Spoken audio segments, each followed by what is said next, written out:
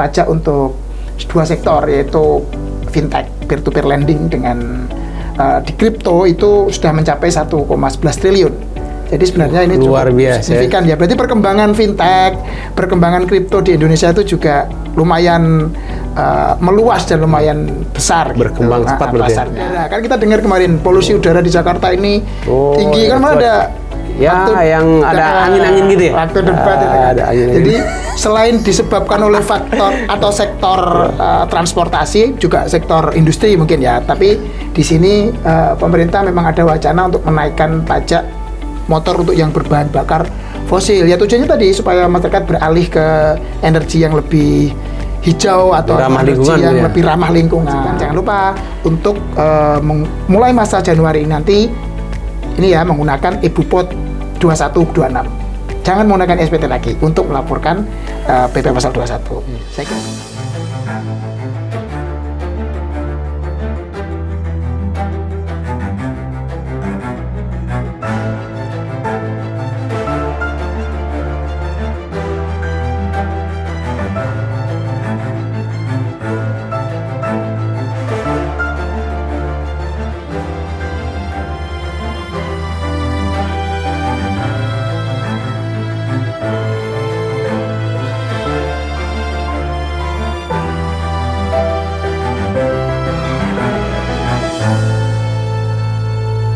Assalamualaikum warahmatullahi wabarakatuh. Jumpa kembali dengan kami di channel kesayangan kita tentunya, Deskripsi Channel. Oke, masih di segmen Dupa Dunia Pajak. Jadi kita pada hari ini teman-teman akan membahas tentang berita-berita pajak yang menarik, yang viral tentunya dalam sepekan ya Kang ya. Yang pertama nih, dikutip dari Tribun News Jakarta, kontribusi industri fintech peer-to-peer atau P2P, lending dan kripto terhadap penerimaan pajak ke negara ini makin signifikan. Maksudnya kontribusi pajak yang disetor dua sektor industri tersebut mencapai 1,11 triliun, Mas. Wah, lumayan ya. Berdasarkan data terbaru Direktorat Jenderal Pajak, Kementerian Keuangan RI. Menurut Direktur Penyuluh Pelayanan dan Hubungan Masyarakat DJP Kemenko Dewi Astuti, total penerimaan pajak pinjol ini telah mencapai 647,52 miliar, Mas. Banyak sekali ya. Jadi ini kan berita tentang penerimaan pajak dari sektor fintech dan kripto kan. Ya. Apa tuh fintech? Fintech itu apa? Belum paham saya. Jadi kan fintech itu sebenarnya singkatan dari financial technology. Ya, ada yang sektornya, ada yang peer-to-peer lending dan lain-lain. Tapi di sini lebih ke sebenarnya adalah ini adanya aturan baru, Kang. Makanya dari pemerintah kita. Waktu itu namanya Peraturan Menteri Keuangan nomor 68 tahun 2022 dan nomor 69 tahun 2022. Itu mengatur tentang pajak khusus kripto dan industri fintech. Berarti baru setahun ini ya diberlakukan. Setahun setengahan lah. Jadi kontribusinya itu sekitar 1,11 triliun. Jadi lumayan memberikan dampak ya. Sangat besar, karena memang dalam Peraturan Menteri Keuangan itu diatur yang dulunya belum diatur secara jelas, kemudian diaturlah dengan PMK tadi itu, diatur secara jelas, secara detail, langsung diterapkan bahwa PMK-nya kalau saya tidak salah itu sekitar 1 Mei 2022 dan mulai dibayarkan pajaknya dan dilaporkan tuh mulai bulan berikutnya, yaitu bulan Juni 2022. Dan ini pajaknya ada pajak PPH dan juga PPN nih untuk fintechnya dan kriptonya juga. Jadi dua sektor yang baru ini merupakan turunan dari aturan PMK-nya, itu merupakan turunan dari Undang-Undang Nomor 7 Tahun 2021, yaitu Undang-Undang HPP atau Harmonisasi Peraturan Perpajakan. Jadi sampai di situ turunannya berupa peraturan menteri mengatur tentang pajak untuk dua sektor ini.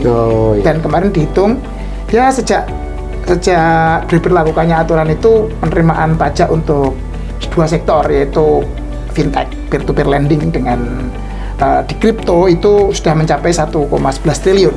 Jadi sebenarnya ini luar cukup biasa signifikan ya. Berarti perkembangan fintech, perkembangan kripto di Indonesia itu juga lumayan meluas dan lumayan besar. Berkembang gitu, cepat berarti. pasarnya. Ini kan Itu yang pertama, Kang. Kemudian berita berikutnya, Kang Darsim. dikutip dari kompas.com. Nah, pajak karbon. Nah, ini yang kemarin disebut-sebut nih di acara tentang debat pajak Cawapres karbon nih, ini ya. Pajak karbon.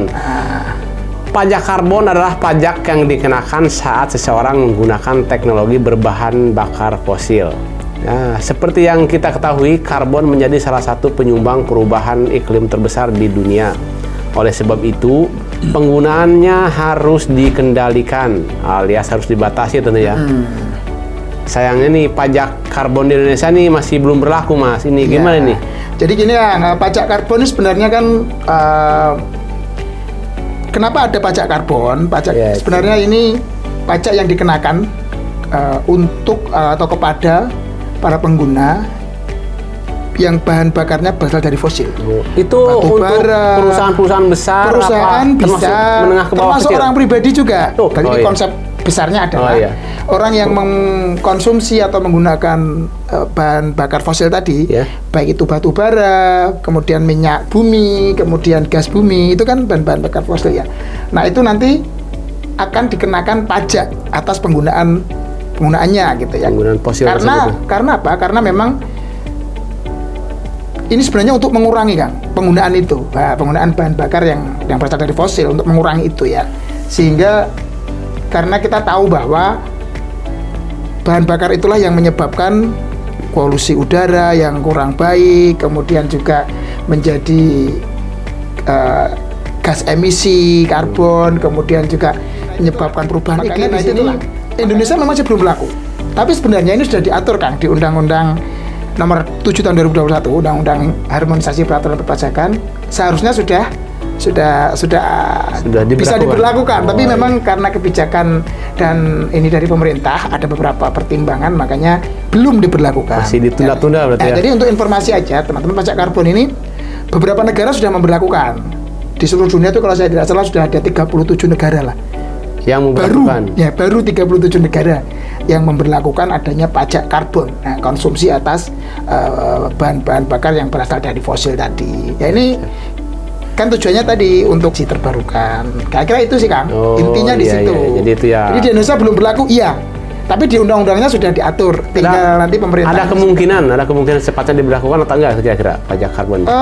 Kalau dengar-dengar sih mungkin awal tahun 2025 akan ada pemberlakuan itu. Tapi kita belum tahu pastinya ya, itu masih berupa wacana. Masih kita tunggu aja ya. Kita tunggu aja. Apa? Gimana konsepnya, skemanya gimana, kita tunggu nanti ya. Oke, selanjutnya, Kang, kita ada berita apa lagi? Berita mengenai yang tidak kalah viral nih untuk pekan-pekan ini. Dikutip dari suara.com, ya.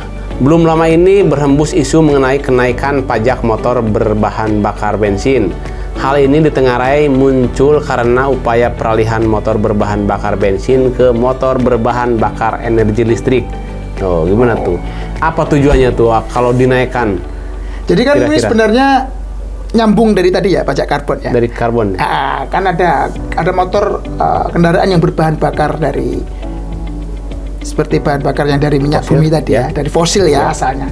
Nah, itu kan ya itulah tadi menyumbang polusi udara. Kan kita dengar kemarin polusi udara di Jakarta ini tinggi, kan mana ada yang ada angin-angin gitu ya? Waktu debat itu kan. Ada angin-angin. Jadi selain disebabkan oleh faktor atau sektor transportasi, juga sektor industri mungkin ya. Tapi di sini pemerintah memang ada wacana untuk menaikkan pajak motor untuk yang berbahan bakar fosil. Ya tujuannya tadi supaya masyarakat beralih ke energi yang lebih hijau atau ramah energi lingkungan yang ya. lebih ramah lingkungan.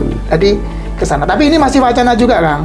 Karena memang nanti soal pemberlakuannya kan pasti akan terjadi ini ya di masyarakat, terjadi pro kontra pastinya ya. Apalagi sekarang masyarakat kita kan masih banyak yang memakai kendaraan berbahan bakar BBM ya. Harusnya itu undang-undang itu berlaku untuk di kota-kota besar saja, untuk perkampungan nggak boleh. Nah, bisa jadi nanti itu masukan dari Kang Darsim gitu ya. Bisa kasih tahu kepada pihak berwenang nih. Oke. Ada berita berikutnya nggak, Kang? Masih ada banyak tentunya Jangan ya. banyak-banyak yang kita Sekarang bahas. Nanti ini kan kalau banyak-banyak mungkin kita pusing juga. Karena Ini yang terakhir nih ya? ini yang Berita terakhir ya? nih. Oke.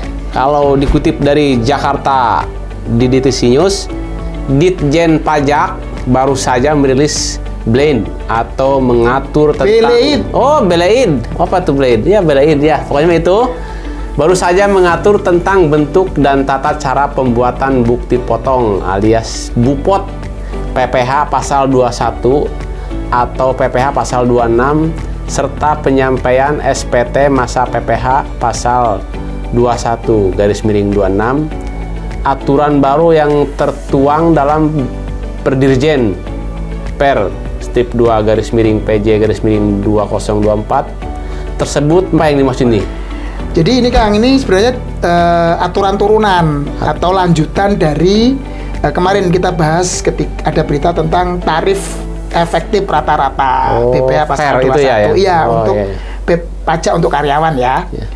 Jadi ini Perdirjen Peraturan Dirjen Pajak nomor 2 tahun 2024 ini mengatur nih tata caranya. Jadi nanti bagaimana pemotongannya, pakai bukti potong apa, dan nanti bagaimana melaporkannya.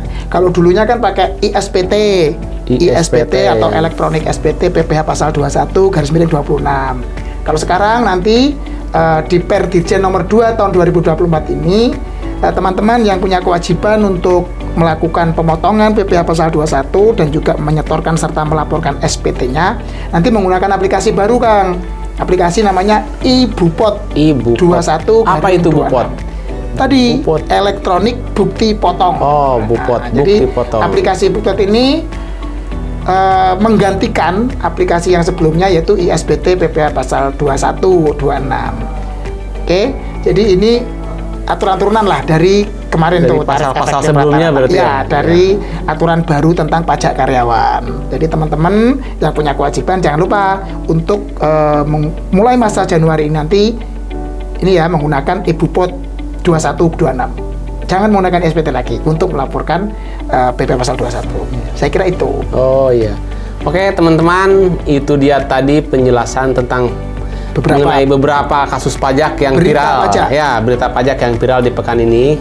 Ya, udah dijelaskan tadi dengan jelas. Atau nanti kalau teman-teman mau nanya silakan ini ya komen ya. Komen aja ya. Silakan di komen, tulis, tanyakan, insya Allah akan dibahas, akan dijawab dengan baik. Oke. Saya kira cukup ya, Kang. Oke, untuk pertemuan kita kali ini, segmen dupa kita kali ini cukup sekian dulu ya. Cukup sekian. Kita akan bahas lagi berita-berita viral. Jangan ketinggalan. Tetap selanjutnya. Jangan lupa tolong di subscribe. Ya, jangan lupa komen, tonton, subscribe, share, like-nya tentunya ya. Oke, sampai jumpa ya. Sampai jumpa. Tetap ikuti channel kami, deskripsi channel Season Dupa Dunia Pajak. Sehat selalu teman-teman. Assalamualaikum warahmatullahi wabarakatuh.